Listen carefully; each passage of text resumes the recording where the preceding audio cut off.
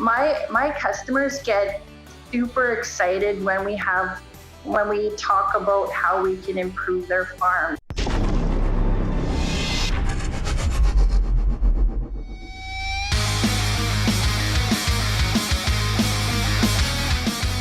The Growing the Future podcast is brought to you by Aberhart Ag Solutions. Join us as we talk to top entrepreneurs in the agricultural space about their methods of obtaining success in their endeavors. And now, your host, Dan Aberhart. Jocelyn. Yes, hello. How are you doing there today? So good. Yeah, I mean, there's a little bit of snow today, but getting pretty excited for this busy spring. Awesome. So I'm looking at your Twitter right now, and it's an interesting thing that you wrote. You're a lover of soil. You're a master of science. You have a degree in agriculture. You're a mom, farm woman, independent agronomy consultant with Western Ag, Sask Soil president, Sask Wheat director. And your hashtag is Know Your Soil. Yes. So who is Jocelyn Velestuk? All of the above. I feel like, I'm someone who's juggling it all. But I said to my husband the other day, sometimes it all comes at once, and all of these different things I'm involved in and all my passions.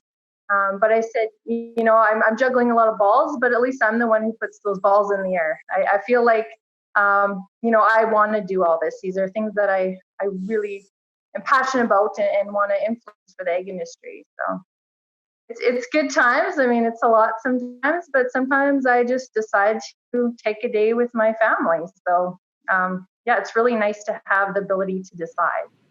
What is it that gets you super excited about getting out of bed every morning?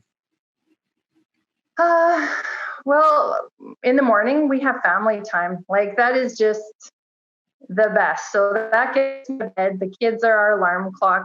I rarely ever set an alarm clock anymore. And so that's what gets me out of bed first thing. And then, it depends on the day, what kind of meetings there are, or with Western Ag, if there's something going on there, if I need to keep on top of things. With the farm, there's, something happening different every single day, and it's something that we kind of have to really adapt as we go too. So every single day is different, and there's a lot of beauty in that. So you start out your day with your family. That's amazing. But do you have any sort of a morning ritual for getting yourself ready to go and take over the world? Well, we wake up fairly early, so our routine is my husband makes breakfast. We get the kids going. Usually I'm cleaning the house in the morning because I'm not a nighttime cleaner. And then we have coffee and tea, and we make sure that we take the time to do that. That's one of the only times we sit down and as a family and really kind of, my husband and I have our conversations at that time. We're a little bit more clear in our heads. And I mean, my husband and I are in business together too. So we have a lot of, farm conversations, and, I keep him up to date on all the boards that I'm in, and he's really interested in, what's happening with the ag industry. What have I learned that might influence some of our decisions that we're making on our farm? And then we kind of learn how to juggle the family together too at that point. What are we going to do with the kids if mom's gone, or things like that. So, and it's just our connecting time. So that's our routine. And I feel like I need that time in the mornings, and having an at-home, a couple at-home businesses means that I can do that. Cool. Can you tell us a little bit more about your family unit there? Yeah, I have a 3 and 5-year-old. Luke, my little boy, is 3, and then Brooke is 5. She just started kindergarten this year, so things are evolving again in our family, because as kids go to school, there's a little bit more time for mom to do things. I've spent a lot of time with the kids at home, so I've tried to work my business and the farm and whatever else around being with the kids as much as I can. That being said, I'm very thankful for daycare. Even now, not being able to send my kids to daycare or even to grandma's house has been a lot of fun. You have roots in the farm? You come from the farm, or did you get involved with the farm because your husband's family farm, or what's the story there? Well, I'm an import into Broadview, but I grew up on a farm by Wishart, Wynyard area. And we were mostly a grain farm, but we had some 4-H cattle and a lot of horses. And, we grew up learning that we're all in this together. We all have to pull into this. I know my parents say, and my husband's parents say, we didn't make any money off the farm for 25 years. And, we didn't really know at the time. We thought everything was great. We knew we had to work hard at seeding and harvest, and we did our chores. And it was a really great way to grow up. But my parents sold the farm when I was around 20 years old. And they did it because they mentally just couldn't do the stress anymore, didn't want to do the stress anymore.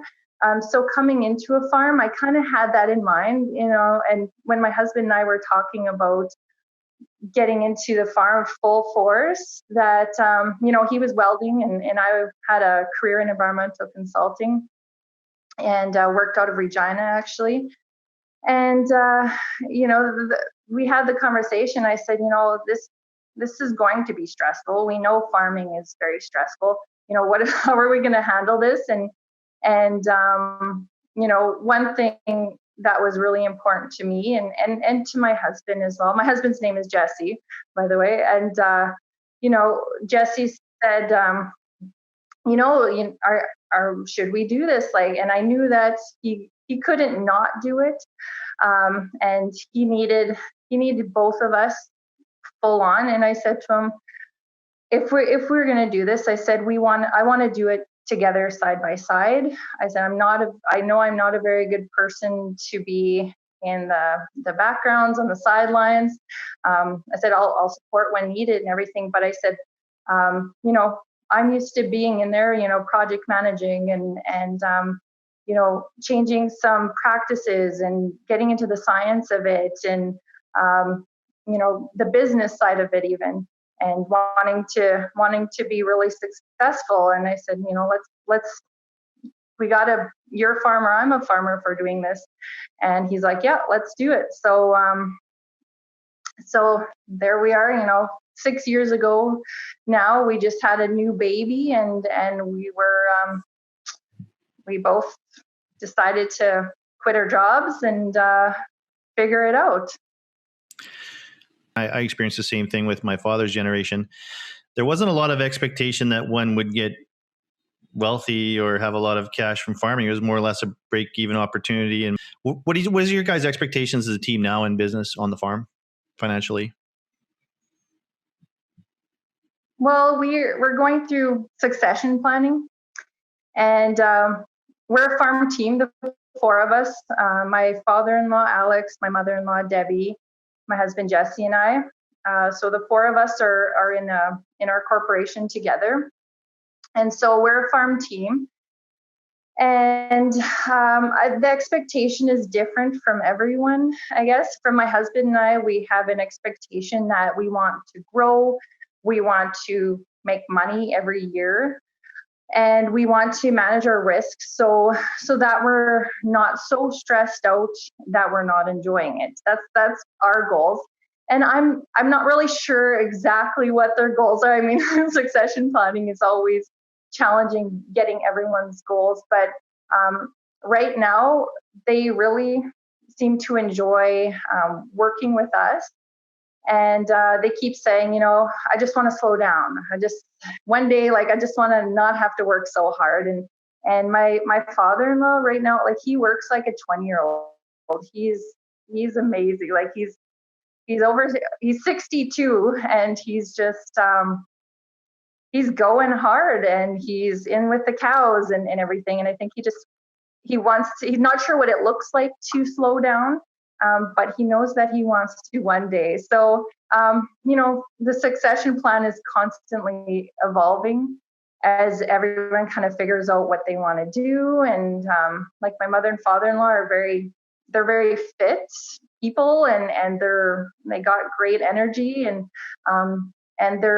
they've been really open to learning and innovating and growing. So I'm very thankful to be working with them. So how is it that you guys facilitate these conversations about succession? Do you have Elaine Fraze over for tea now and then, or what's going on there? No, we actually started off, and I was really wanting to have a succession planning consultant, but those are really difficult to find. I'm hoping there's more and more of them. And we ended up kind of going the route of trying to figure out an accountant when we decided to farm together. And we met with a few different accountants, and we ended up going with the one we shouldn't have went with. I'm not going to name any names because we didn't get the right advice for our farm. But I remember when we were in a meeting with one accountant they were pitching their way of doing succession planning. And this was all very new to my father and mother-in-law and us too, how to do it. Because there's a bunch of different ways to kind of transfer business, right? And a lot of the things I know my father-in-law just didn't quite agree with too. But we had we had a 3-month-old baby, or she might have been 5 months old at that time when we were doing this. And I remember my father-in-law saying, Jocelyn's gonna probably have an off-farm job, or he suggested that I would probably have an off-farm job. And at that time, I'm like, no, if I'm gonna farm, I'm gonna farm. But he said, my mother-in-law, she's a nurse, and she worked off farm, and he's like, that kept our family going. And so at that point, we really kind of had to think about what we wanted to do and what my role was going to be. Because if he's a farmer, I'm a farmer, that was what my thinking was. But my role is also to have the kids. So we really kind of had to figure out what that was going to look like for our family. And and along came an opportunity with Western Ag. And that to me was a very, very awesome deal, because I was able to work when I needed to work. And my busy season being after harvest and before Christmas. And I was able to have an off-farm job that I can set my own hours and still be able to raise my kids, be involved in a farm, as well as have something that would help our farm be successful as well. So the opportunity with Western Ag has been just awesome. What's number one and number two and number three here? Because you got a lot on the go. There is no number 1, 2, or 3. Okay. It depends on the day. Yeah. I know, like my husband, when we talk about this, like in my mind, the farm is number 1. But in his mind, for me, he wants to make sure that that our family can eat and be clothed, and that to him, in his mind, that takes the stress off him. So he knows that we can put whatever back into the farm instead of taking money out of the farm. So he said, make sure you take care of your, Western Ag agronomy stuff, and then help with the farm. So that in his mind, but in my mind, I want our farm to be successful. I just so it's always kind of a balancing act. It's a juggling game, and it depends on the day what I need to do and what needs to be done. Pretty handy being an agronomist, though, on a farm. Absolutely. It's become really important, and just having of the network of farmers too, and learning from different farmers is has been so great. Not only do you have a bit of a farming background, but you have a passion for the environment. Tell me a little bit about those roots and how that's playing out in your career in agronomy.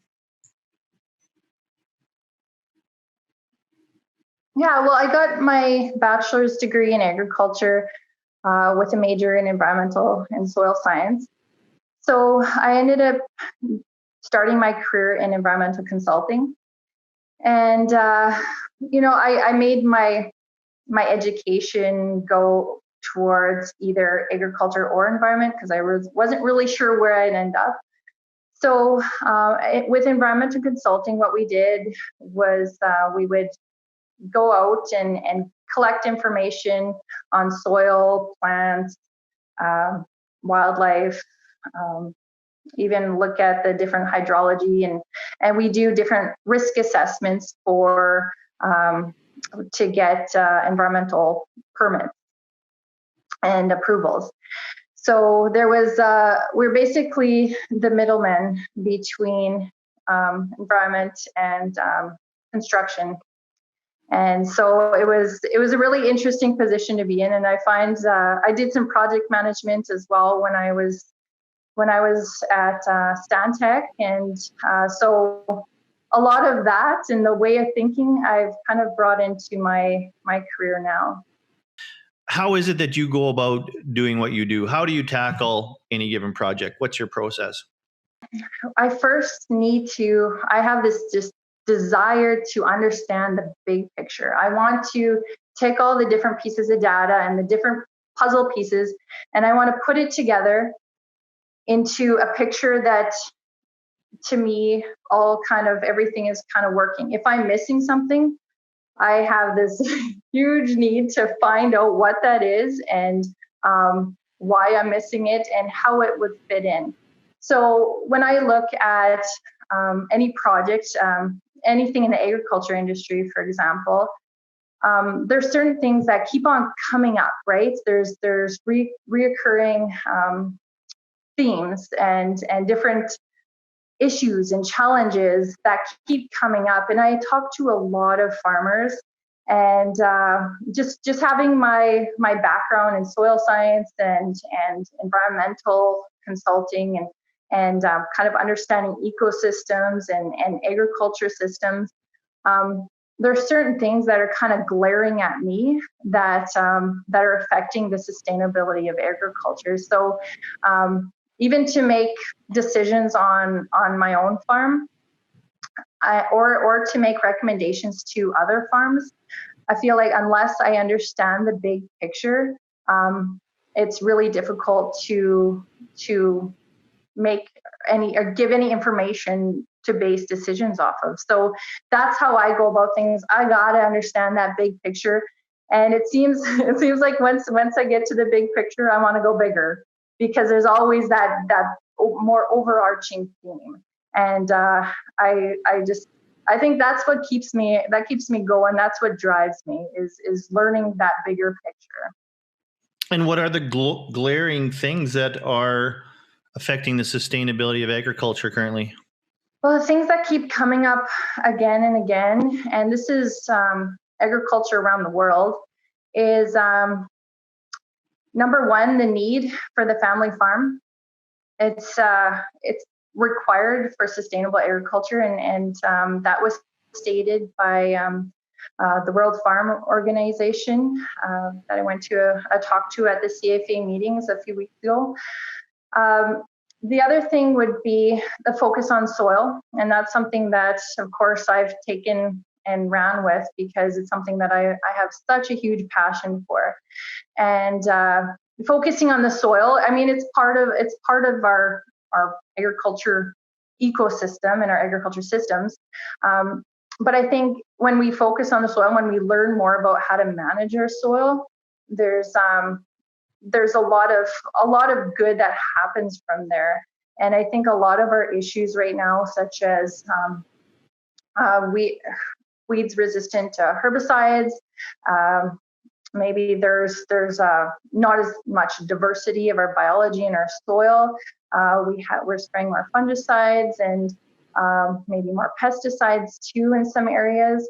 And there's these issues that keep coming up, and I'm just looking for a solution where all farmers could kind of, the whole industry can kind of move that way in order for every farm and every family farm to be more sustainable. Drilling down to sustainability in the family farm, what do you think we can do to keep family farms rolling here? Well, I think focus on farm profit. I mean, that's maybe a buzzword too, but I think it's really important to focus on the efficiency part. I mean, we're trying to put so many inputs, get so much outputs. The whole industry needs to kind of adjust in order to add more diversity to a system. And I know with our farm, we have to have diversity.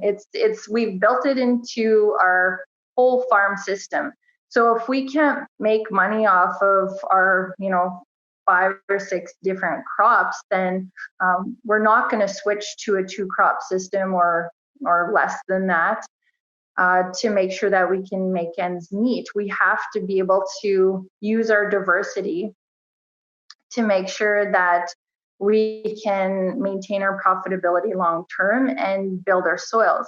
Our farm used to be organic, so it's been interesting watching our soils and watching our farm transform from 10 years ago.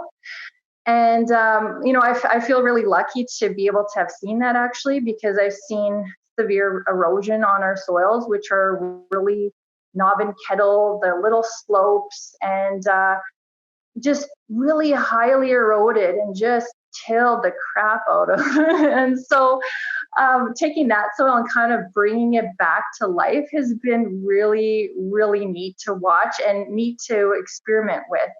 And we've done different things like cover crops, and we've integrated cattle a little bit more. I don't know if you would call us regenerative ag or anything, because I still really like fertilizer, and I like, I see the profitability from using fertilizer on our commodity crops, of course, in a balanced fertility way, using the Western ag technology. But I think that making sure that we are able to add diversity into our farming systems is really important. And I think sometimes it's just adding that complexity in. And I think, we've kind of simplified farming a lot. Maybe not so much in Saskatchewan as even down south of the border, but I keep seeing it getting more and more simplified. And I think there's a lot of danger in that. I mean, our environment that we farm is not simple. It's a complex system. And I think it's so important to understand that system.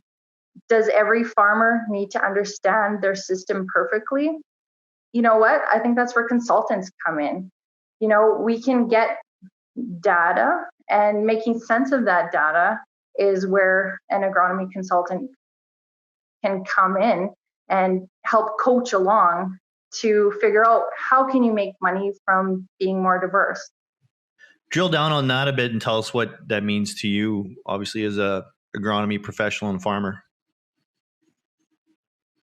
Yeah, well, when soil health started becoming popular as a buzzword, I got super excited. I was like, this is good. This is really good. I mean, buzzwords are buzzwords, but at the same time, I was really excited because it's bringing the focus back down to the land and how am I going to farm this land, and looking at the soil and, maybe getting out of a tractor cab and putting a shovel in the soil and feeling your soil, or looking at different issues like compaction or not enough organic matter or erosion, and looking at these different issues and fixing them, and looking at different innovative ways of fixing a problem rather than just saying you need to spray this, because you can't you can't spray something to fix everything. That's the reality of farming. And I think,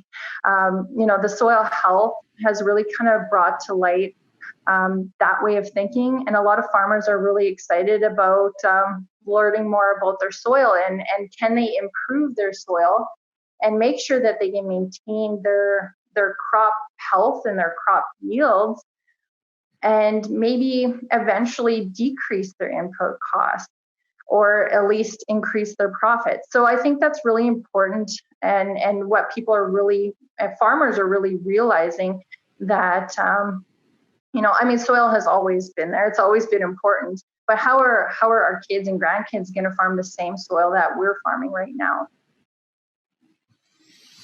You talk about coaching clients, and what fascinates me about agronomists, they say they're not salespeople, and yet you've got one of the hardest sales jobs on planet Earth. You have to have the confidence and you have to have the chops to sell yourself. You're not selling a product that if it doesn't work, it's essentially not on you. You're a young person selling your advice, and you're helping make huge decisions where hundreds of thousands of dollars are on the line. I mean, our family farm, $1.6 million in inputs a year. How do you have the courage to do that? I've always wondered. Yeah, you know what? It scares the crap out of me all the time. I'm not gonna lie, but I love it. And there has to be something that keeps driving you. And for me, what keeps driving me is like my customers get super excited when we talk about how we can improve their farms, or they want to know kind of, Jocelyn, what are you doing now on your farm? What crazy thing are you doing now on your farm? And let me know how it works. And hey, maybe should we try this on my farm? And hey, I've heard of this.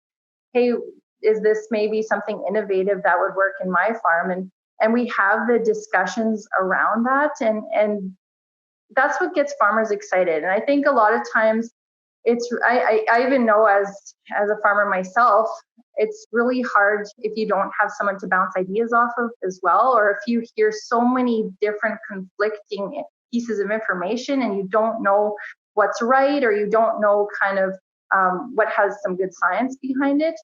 I think that's where the conversations are really important. And a lot of what's going on, especially like in the soil itself, like I have a master's degree in soil, and I've looked at soil for 15 years, and I don't know the first thing about, or a lot of times I don't know everything about the soil. So when we have complex conversations, for example, if something comes up with potassium and they have low potassium in their soils, there's a lot of conversation to be had around that, rather than just looking at that piece of data and the different nutrients interact. And there's just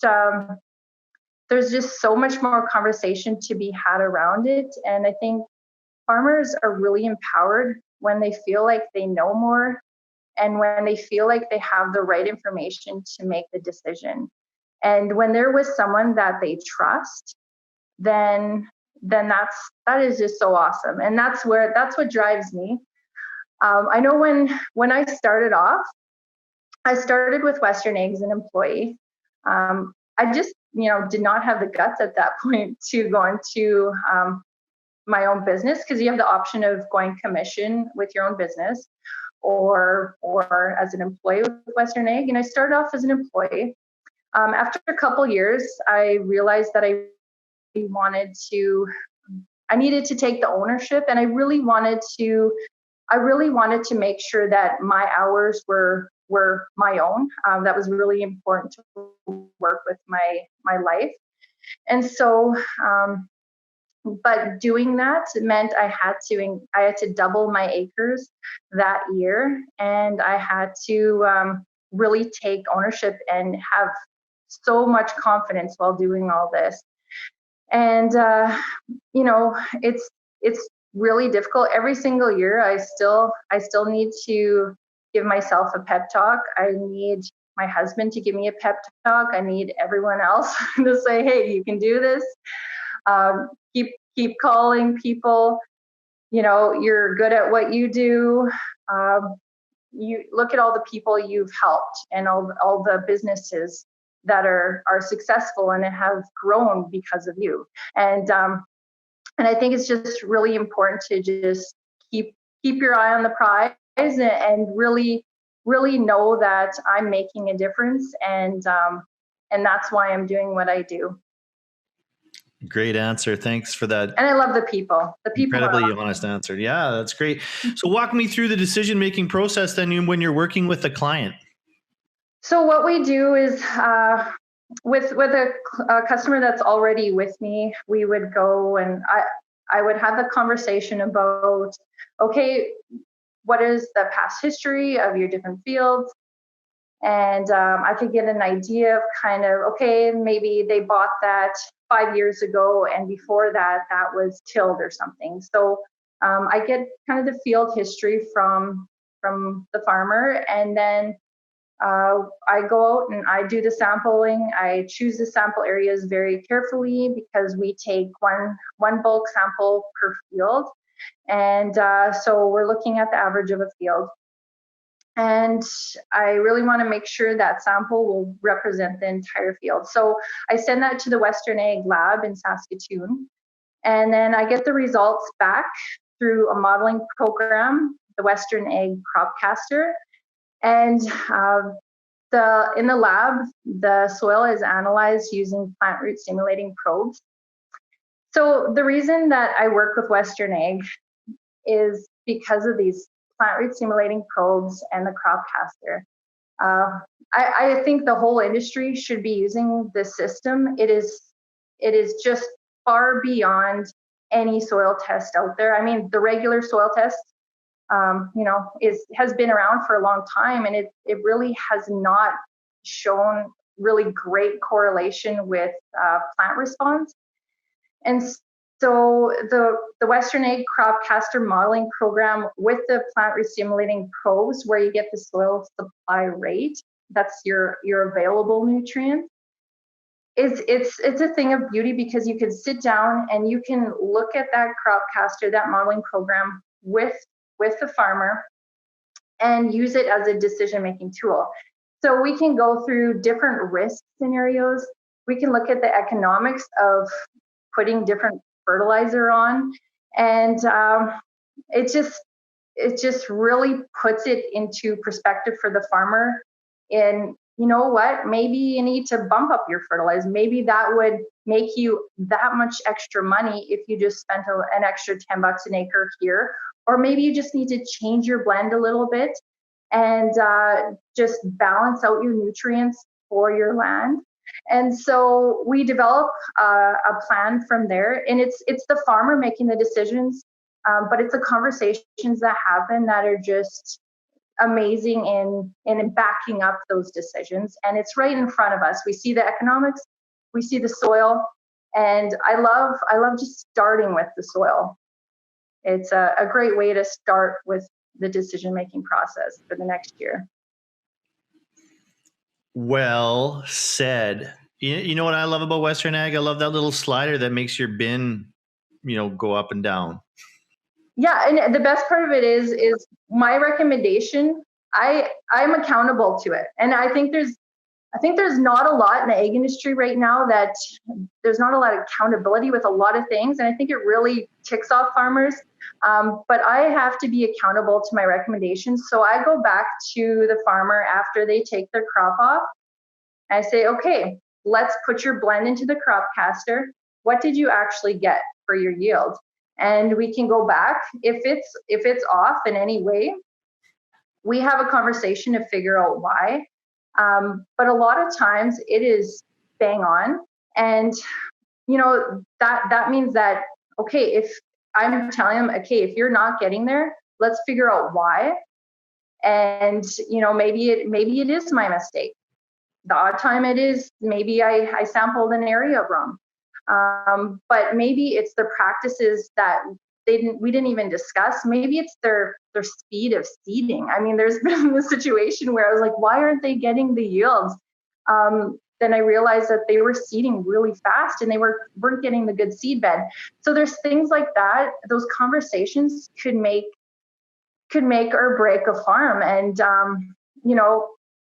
I just find that it's so empowering to the farmer that they just get a piece of information and they can change something in their whole operation that maybe they wouldn't have known otherwise. So what are you seeing as trends with all this data and this feedback loop? What are you getting out of it as you go? Well, the data isn't mine. We go over the data and then that's the farmers to use. And we can go back, we can look at different years of data because I go back to the same spots every year. But I think it's just really important to kind of realize that the fertility does change year after year, and you can build your fertility in different areas. If your yields are going down, then I think it's really important to ask the question as to why and what you can do different. And that's where I've been really interested in the regenerative ag practices, because a lot of them integrate something different in, like, how can I increase my organic matter to make my soil function better? Because what we're doing with the plant root stimulating probes is we're measuring the soil while it's functioning. So if we can get it functioning better, we can get the nutrients turning over better. So it's it's a really great way to kind of to figure out the different practices that can be done as well to improve your farm long term. Walk me through your thinking on nutrients, biological processes in the soil, regenerative ag, mycorrhizae. We're hearing about this. Is this from planet Mars, or is this the next big thing, or where are we going in the rhizosphere here? Yeah, well, there's a lot of research, and I think it's bits and pieces that maybe haven't been put together as well, and maybe more research that needs to be done on a systems approach. My perspective is kind of the middle. So there's the extremes, and then I think that whatever works for one farm won't work for the next. And so it's kind of trying to sifting through the information and, soil biology. Yes, it's important. We know we need mineralization of organic matter. We know that if we increase organic matter, then that could likely improve our risk management as well, because our soil has better water holding capacity, it has better nutrient holding capacity, and all these different things come into play. So I think that, I know on my farm we use bits and pieces. Maybe we use something from organic farming and practice from organic farming, like we seed a lot of sweet clover, underseed it. And that's something that they did with the organic farm too. And why not do it in this farm? We do a little bit of intercropping, and we still silage and fertilize our silage crop, but we put a diverse mix in for our silage so that we have a lot of root systems growing, and then we have a lot of plants growing once we take our silage off. And then just the different root systems with the rotation even can really make a difference to a cropping system. So my view is that it's going to be different for every farm, but I would like to go in the general direction of a more diverse cropping system, and something that will work for each farm. But I think it's really important that we look into those different avenues too, because I think if we don't, we're going to be missing out on farm profitability and sustainability long term. You talk about always looking at the big picture. How are you viewing the current big picture between farmers, food processors, and consumers? Yeah, well, I think everyone is just really confused right now. consumers are getting mixed messages. There's a lot of stuff flying around on Facebook that influences people's way of eating. And it's been really interesting through the whole COVID-19 process. People are buying differently, and they're buying foods like eggs, milk, beef, chicken, pork, and these are all food items that had been under high scrutiny before this all happened. And so it's kind of the basics to me. I know on our farm we go through, in our household we go through a lot of, just milk and meats, eggs, and vegetables, and those are kind of the basics. And I think I'm wondering if this might change a little bit the view of our public on farmers. But I know that as millennials care about wellness, and millennials care about quality of life, right? So I think that's really important as farmers and as farm groups to really make sure that we are talking that language, and that we are making sure that our practices as well are reflecting what people want to eat. And maybe if people had a way of kind of understanding or tracking where their food comes from a bit better, maybe that would help. I don't know. It's funny that at the end of the world, the most valuable commodity it's sold out is bread makers. Did you hear that? Yes. Wow. That is pretty cool. Yeah. And I mean, that connects people to wheat directly. And that connects to farmers in the prairies, right? So that's a pretty cool thing. I really hope there's a new respect that comes out of this. I think there's going to be an amazing amount of positive stuff that comes out of this tragedy that's unfolding, and it is an incredible amount of hardship for all kinds of people. But I'm extremely optimistic about the long-term ramifications, and one of the net positive results, I think, is hopefully that people will have a basic appreciation for some of the things that keep us alive. And if you've been busy vilifying oil and gas, for example, please keep in mind that there's so much fossil fuel in your average ventilator mask. It probably burns. You can probably set it on fire and it will burn because it's essentially an oil product. So I think keeping perspective or gaining perspective from these moments in history is valuable. And this is a major behavior changer. Can you imagine how much we've all instantly changed our behavior globally overnight, Jocelyn? Yes. Even the amount of vehicles on the road, or not necessarily making that many trips to town or to shop just for fun, or we're all being more efficient, and just it's really kind of changed things for now. And I'm just curious as to what will happen after too. I think people will think differently after. Do you think farmers are some of the least affected in this scenario? I mean, you guys are going out in the yard, and what's changed? I think there was so many things that affected farmers even before this. The rail lines not moving well, I think was one of the biggest things that happened this past year. And so we're affected by that even before this even happened. I wonder if it's going to be more positive for farmers. I know, I think APAS did a recent survey of farmers, and farmers said, yeah, we'll be affected because we're not moving as much product. But my question is, in the long run, will farmers be, first of all, recognized as making good food, which, I mean, that's great.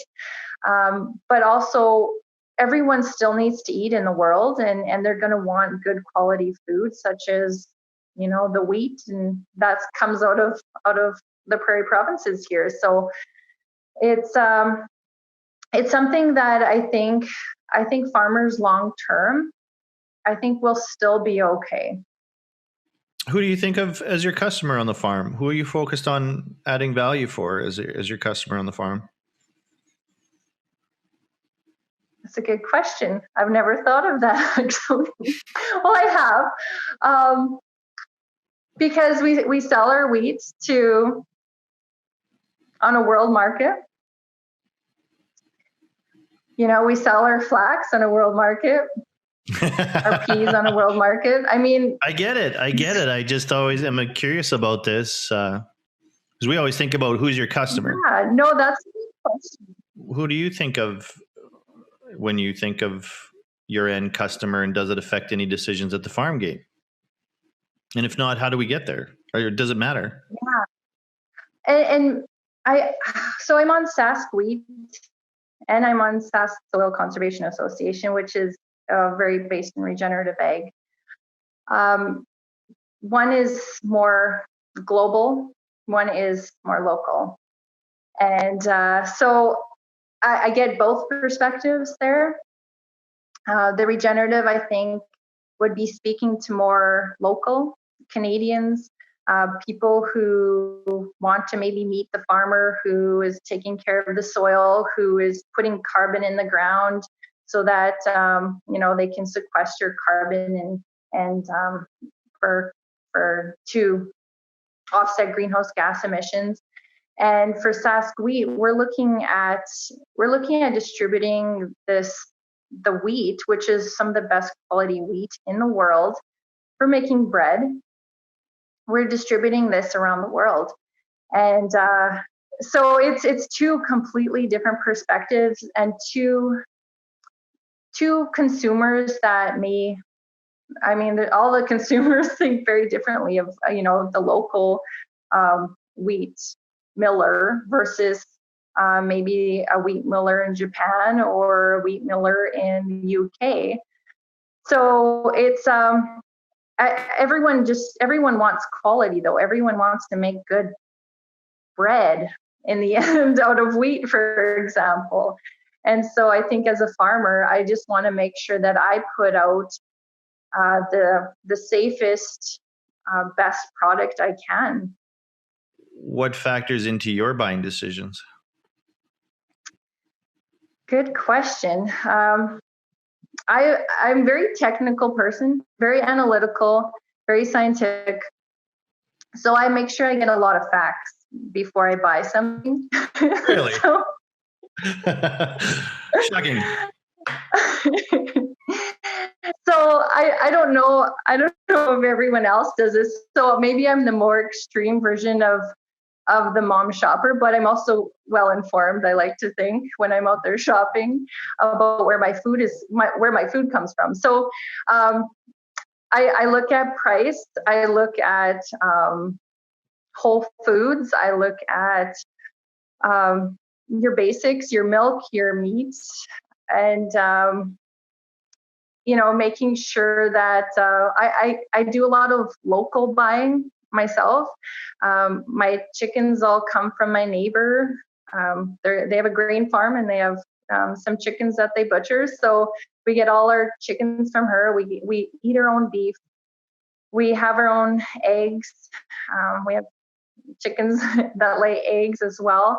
And so I like knowing exactly where my food comes from as well, and understanding all the different industries and food industries is for me really important as a consumer as well. And I have a friend that's a dairy farmer, and it's just really neat to know all these farmers. And I wish that everyone could know all the farmers that I do and know as much about where the food comes from, because people really do care about making good food. And I think that's a good message for farmers to put out there, because as a consumer, I know that. We have 350 cows right now, and a couple hundred ready to go as grassers, so they'd be delicious, I'm sure. This is very tempting. Only 2 hours to your place, I'm sure. I always thought at the end of the world, my first move would be to hunt cows, because you walk right up to them. I mean, you don't need much of a... That's too easy. Cow tipping. Yeah, that would be my first source of protein is cattle. It's where I'd start as a hunter-gatherer in the new post-COVID era if things break down. But I'm sure civilization will hold. The edges of civilization will hold. I mean, how are you feeling about it?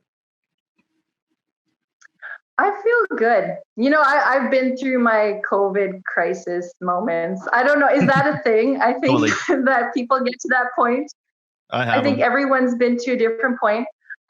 I actually, a few days ago, I had my first migraine. I think it's a COVID migraine, which, I mean, it's not just a headache. Your body does weird things like goes numb and whatnot. So that was my COVID crisis. And I feel like I'm on the up and up now. So it's a mental challenge to get through things. I mean, but no stranger to that with farming. And I mean, we've had a tough start to calving as well. There's been quite a few calves that have died, and some eaten by coyotes.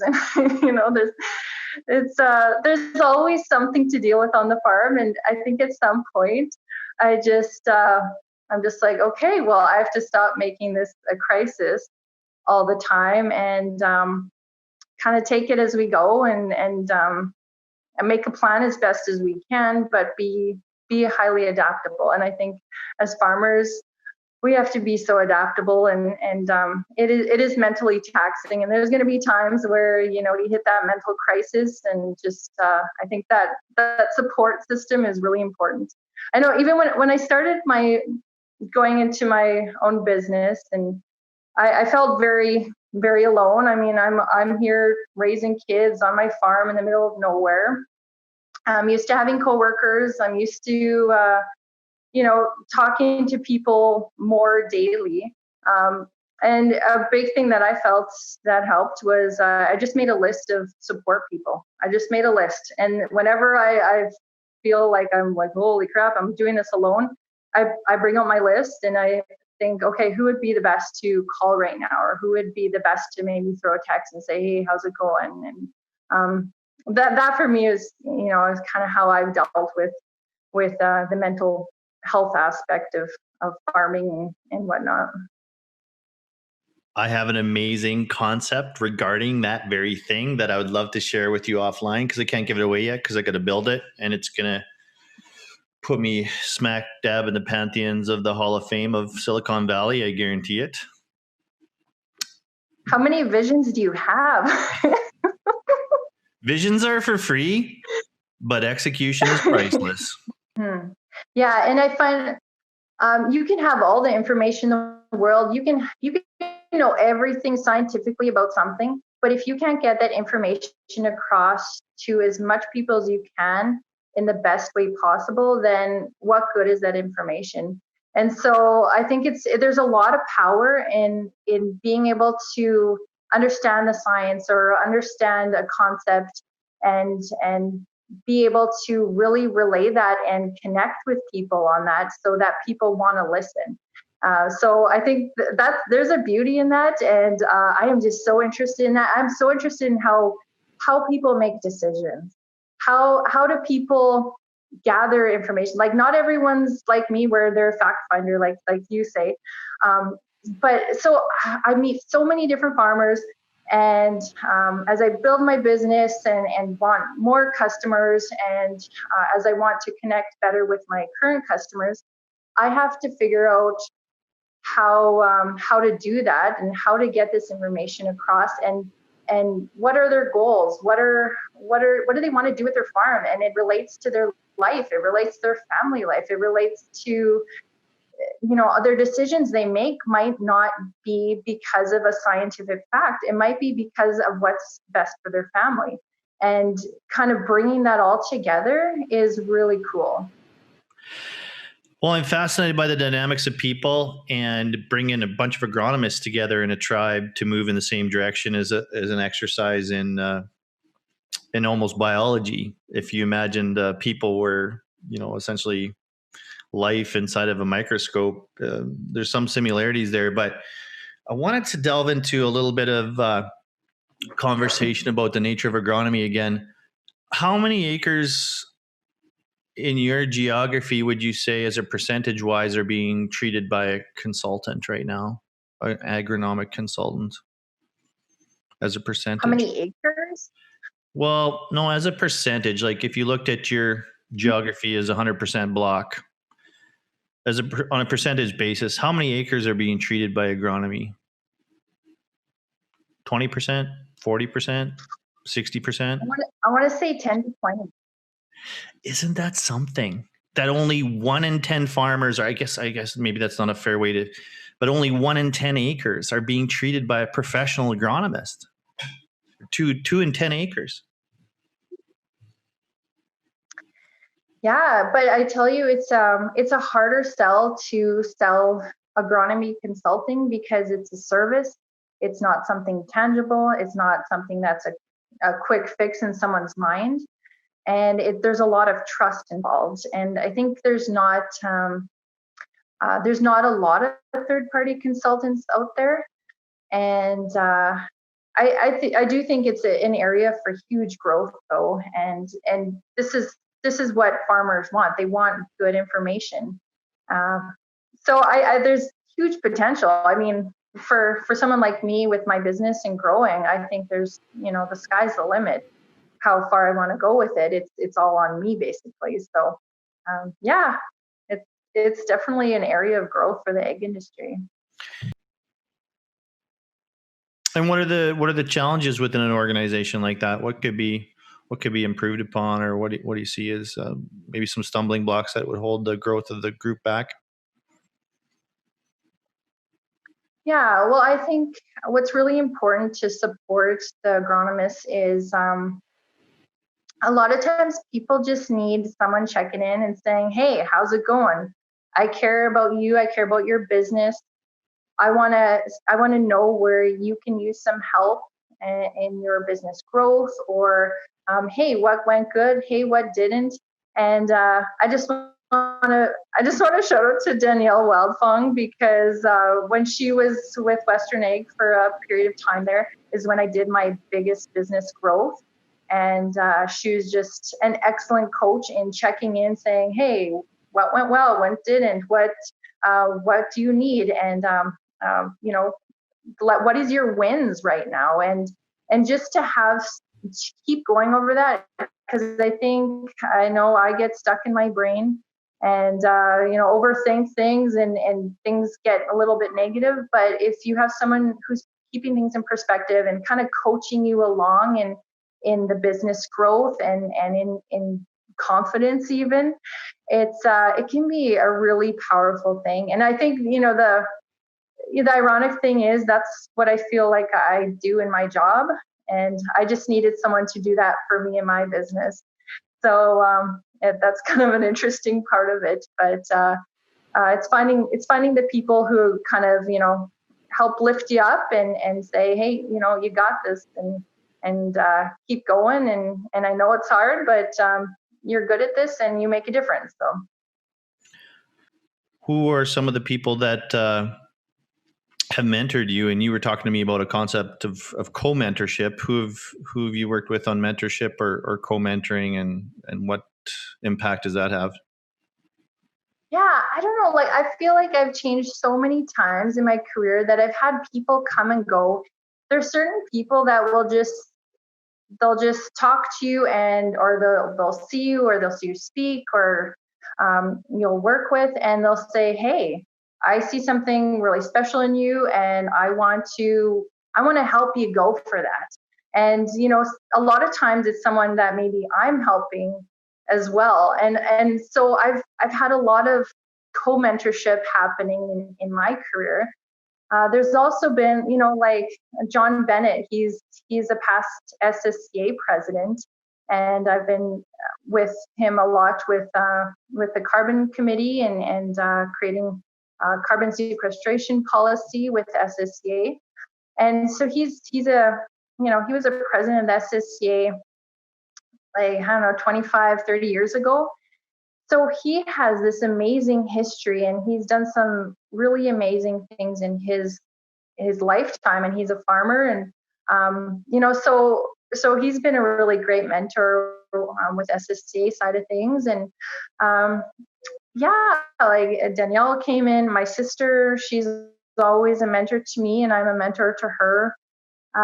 There's there's so many people. My father-in-law and mother-in-law, they're always mentoring, and my husband too. I mean, he's an amazing mentor. I think he's the best mentor, and he's not scared to just say, okay, he'll gather the information. He's not scared to just do it, and he kind of helps coach me as well in what I do. So yeah. And I love that you're giving back. You're involved in a whole bunch of boards. Tell me why you're doing that, and what value that provides. Yeah, I think going on boards happened by accident. Right now I'm involved with 5 different boards. So I started with the SSCA board, and I don't know what I was thinking, but I knew I needed more information. I wanted to be part of the bigger picture, kind of like I usually think. And so I had called Jeff Shano up. I knew he was on the SSCA board, and I said, do you think this is something that I could be involved in? He said, yeah. He got me in, and I joined when I was really pregnant at the time. I didn't even think, I didn't even think. I was just like, okay, well, this is something I'm involved in, and career and life doesn't stop, even though making babies. And so so my first meeting, I was 7 months pregnant, so I had a big old belly out there, and I just found it really interesting. And I talked to one of the fellows after, and he said I was wondering why you were joining while you're pregnant. And I said, and I think for me, maybe it's a good thing to show life doesn't stop, even though and careers don't stop, even though we're farming and growing a family, and I really wanted to make sure that I kept myself in the game, kind of thing. So that started with SSCA, and then I joined our daycare board because one of the ladies said, we need more people, and we want to make sure that we know what's going on with the board. And my kids joined the daycare last year, and the Egg Society, the Broadview Egg Society. Definitely bring the age down a little bit on the group, but I really wanted to be involved with the egg community locally, and I just find that boards are a really good organized way to do that, because I find setting a meeting time and kind of planning things to me makes sense. So it was a way that I could kind of understand how to have a way to give back to the community. And the APAS mentorship program, one of my customers says, hey, you should do this. So I just applied, and there it was, involved with APAS. And what an amazing network. The APAS youth committee is just some really great people who are not afraid to get into these intense, in-depth conversations about anything and everything, and really want to make a difference in eggs. So I'm so glad that I joined the APAS mentorship program.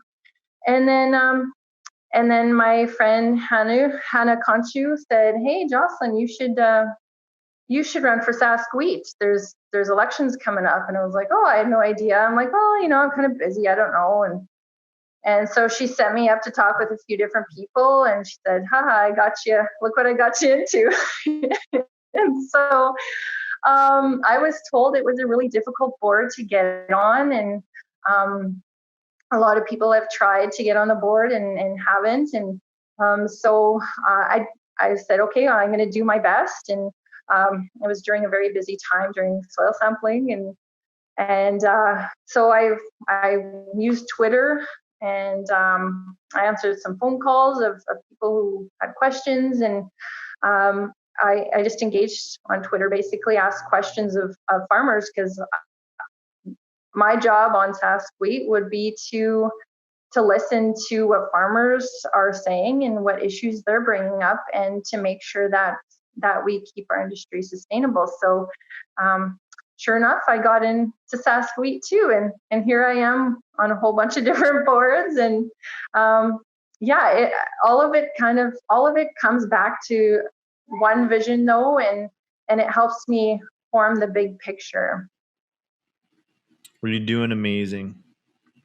And I'm really glad that I met you, and I'm really looking forward to collaborating with you and seeing where your journey goes. And with the theme of the show, growing the future, where do you see yourself going next? What's the next big thing that you're dreaming of, or is it just expanding on everything that you have on your plate?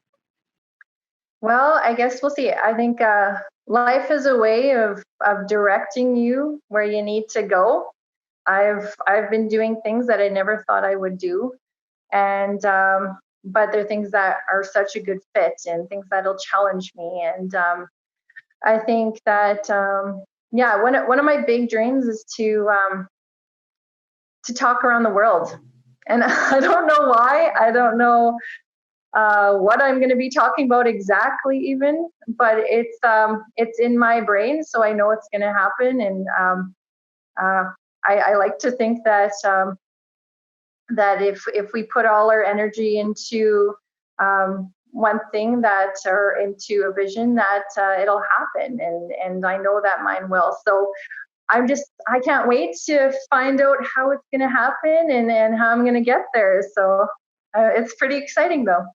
Jocelyn, it just happened. It just happened. You're going to be on a podcast on the internet going all around the world. And trust me, there's all kinds of people in Germany and, Switzerland listening to this podcast right now. They're loving you internationally. Awesome. Well, that is fantastic. Thank you so much for the opportunity, Dan. Dreams come true just like that. But no, seriously, that would be amazing. And hopefully I'm in the audience sometime when you're speaking somewhere. We can only imagine. And how grateful will we be as a human race when we can fly somewhere and hear each other talk again? Right. Yeah, you don't take that for granted anymore. It's something that that connection will be amazing to have again. I really appreciate the time that you took. I'm really looking forward to continuing to get to know you better and work with you on different levels. And thanks for coming on the show, and all the best to you and your family this spring. And stay safe out there. Yeah, thank you so much, Dan. You're a man with a vision, and I think it's a very exciting vision, and I can't wait to see where you go. So keep in touch for sure.